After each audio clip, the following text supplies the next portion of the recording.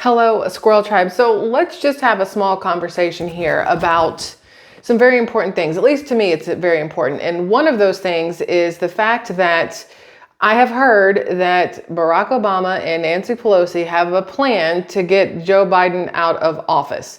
Now, some people may think that that's a bad plan. Some people may think that's an amazing plan.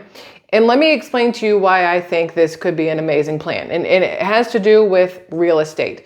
Bear with me and I will explain exactly what I mean. So today we left Florida to drive to Georgia to see my mother-in-law, surprise her for her birthday. And on the ride here, we go through Florida, Alabama, Georgia, right?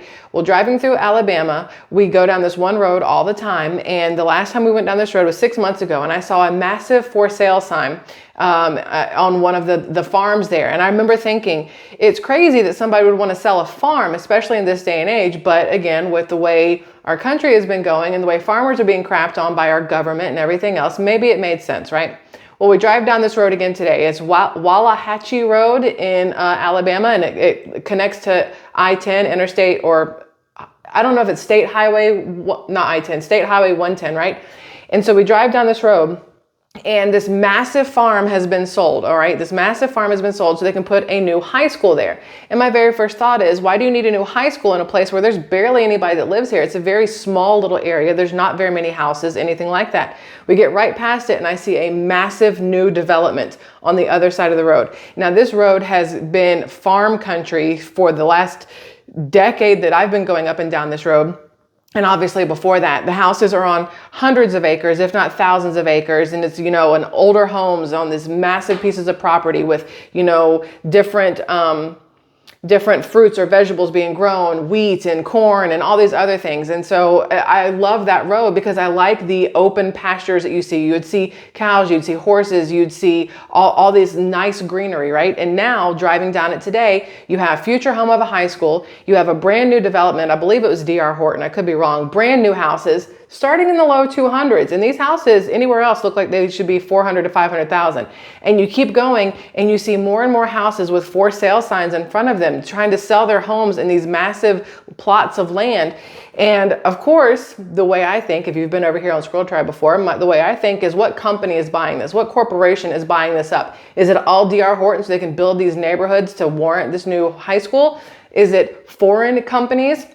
And the reason I say that is because in Alabama, foreign companies can make purchases of land and homes, whereas in Florida, Governor Ron DeSantis, he passed, SB 264, which basically means if you're a Chinese national and you don't have a green card, you cannot buy land or a home or a business, like actual physical places in Florida. And a lot of people are kind of up in arms over that. And I'm over here going, round of applause.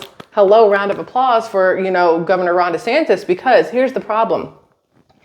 We have right now, the last few years, we keep seeing how more and more of our agriculture, our farmland is being bought up by other countries, by China, by other places. Vietnam even has been in here. And I don't know. I'm pretty sure I haven't seen Russia buying anything, but a lot of Chinese land has been purchased, or American land has been purchased by Chinese companies. And so I sit here thinking about it and I'm like, the more states that allow people without a green card or people who aren't actual citizens of this country to buy up our property, the harder it is for actual citizens of this country to buy up property. Do you know what I mean? Like, does that make sense to you? Because to me, it doesn't make sense. We can't go to China and buy land. There's other countries we can't go into and buy land or buy homes or whatever else. So why are we as a country not stopping it? It's very interesting to me that the current administration, number one, that you have Obama and Pelosi, not to mention probably, I think the other names I heard were Chuck Schumer and Bill Clinton, who were thinking, we've got to get this man out of office. We got to go talk to him and his family, get him out of office. At least that's what I've heard, because they don't think he's fit to run this country. I'm pretty sure the majority of people don't think he's fit to run this country. But when President Trump was in office, there were a lot of deals made with China, but it wasn't for our land. It wasn't for our homes. It wasn't for anything else. Yet under this administration, more and more of our land and our homes are being sold to people who aren't U.S. citizens, who aren't American, who don't have green cards, who aren't paying into the tax system the same way or whatever else. And I'm hoping that there will be a huge change to that. I know other states are looking into possibly making it so if you aren't a citizen or have a green card, that you can't get land or purchase homes or businesses or whatever else in their state. And personally, I think that's a great thing. I think we've gotten too liberal with our wanting to make everybody feel okay, make everybody feel at home, and make it easy for everybody to live the American dream, when at the same time they're making it so much harder for Americans to live the American dream. It's absolutely crazy to me the way things are running. But I saw all these different things for sale, these different neighborhoods going up on State Route 110, massive neighborhoods going up. And normally I would think that that's a good thing when you have new development. You have, maybe the certain cities won't be so jam-packed, it's spreading out. But why is it spreading out to the farmland? Is there not other land that can be used for these things? Why is it where, you have the pastures and you have the animals and you have the fruits and the vegetables that are being bought up and then turned into parking lots? Pave paradise and put up a parking lot. I said it before, and that's what it is again. And it's going to, in my opinion, make it harder for people to get the things that they need if we're constantly seeing these housing developments, these businesses buying up these farmlands and taking them over and turning them into something else. And you have to wonder who's behind it all. Is it something like D.R. Horton? Is it BlackRock? Is it, Chinese corporations coming over and buying things up so they can build their own cities, their own subdivisions, their own whatever? You just never know what's happening. And if I'm seeing it in my little backroads drive from Florida through Alabama to Georgia, imagine who else is seeing it in small areas that most people aren't thinking about. Most people are not thinking about Wallahatchie Road in middle of freaking Alabama, right? It's not a place that people pick out in their mind because there's nothing around it. There's literally nothing around it. So why is it being so incredibly built up? It's maybe 15 minutes from I-85. So maybe that's why the proximity to the freeway.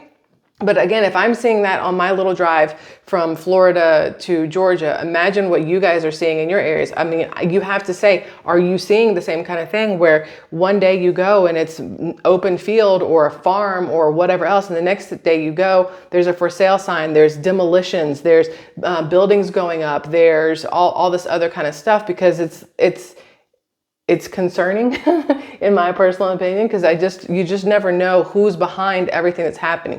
You don't know whose name or whose money or whose nationality is behind it. And it's concerning at the end of the day, in my personal opinion. Now, another thing that's very concerning, my husband and I were eating dinner and just happened to overhear the word avocado. And for weird reasons, my squirrel brain was like, ooh, avocados? Because I love avocados. I eat them with everything. And I look up and there's a thing on the news talking about how if you happen to like avocados, you might want to sit down and brace yourself. But according to what I saw and what I've just looked up here, there will be a shortage of avocados, and the ones that are around will increase significantly in price. And here's why. The United States, I'm not making this up, pulling out my butt, it's right here. All right, this is, the United States has halted inspections of avocados and mangoes, don't forget mangoes, in Mexico's, y'all, I butcher these words all the time, Michoacan, I don't know how to say it, Michoacan state, following the attack and detainment of 2 U.S. Department of Agriculture employees. This is according to U.S. officials. So there was an attack and detainment of 2 U.S. Department of Agriculture employees. And so the United States is halting inspections at the inspection area that they have in Mexico for avocados and mangoes.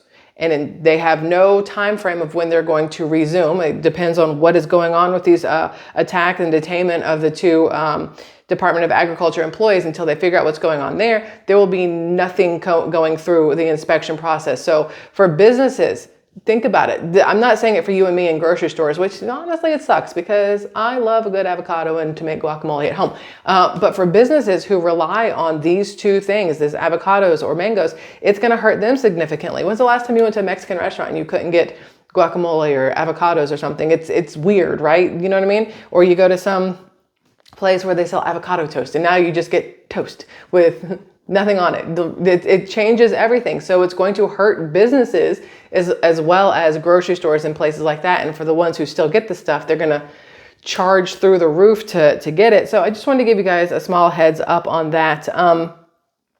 Really random stuff, I understand, but I think it's important to talk about the fact that the things that we see happening in our country, whether it is, you know, a bill being passed in Florida that stops people from purchasing land or not, or whether it's a state that allows non-citizens to buy up all of the farmland or to start building infrastructure there. I think it's important to have those conversations because it really sets the stage for future issues or future purchases, future land development, future everything. And of course, it all boils down to the head of the country, who's at the helm of everything. Because if they were to pass something that says you can't do this as a country, then the states wouldn't have a say in it, which 50-50 on how we feel about stuff like that. But at the same time, you have to wonder if in November, once the voting is all said and done, do we get somebody in office who is going to make it so that America comes first?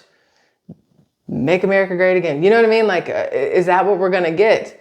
Or are we going to get the same that we've had the last 4 years where it feels like, you know, send America down the crapper? Just something to think about when you're out and driving and you see a for sale sign in front of a house, you see a for sale sign in front of a whole entire shopping center, in front of a farm, or you see ground breaking on some place and you're like, I wonder what's going in there. Well, question, who owns it? Who bought it? Do they even belong to the United States? These are questions we all need to ask ourselves. So, Squirrel Tribe, that's it for right now. I will see you guys again tomorrow with more stuff, but this is stuff that I saw and was extremely important to me and I wanted to share with y'all. So thank you for letting me have this conversation. I love you guys immensely and I'll see you later. Bye.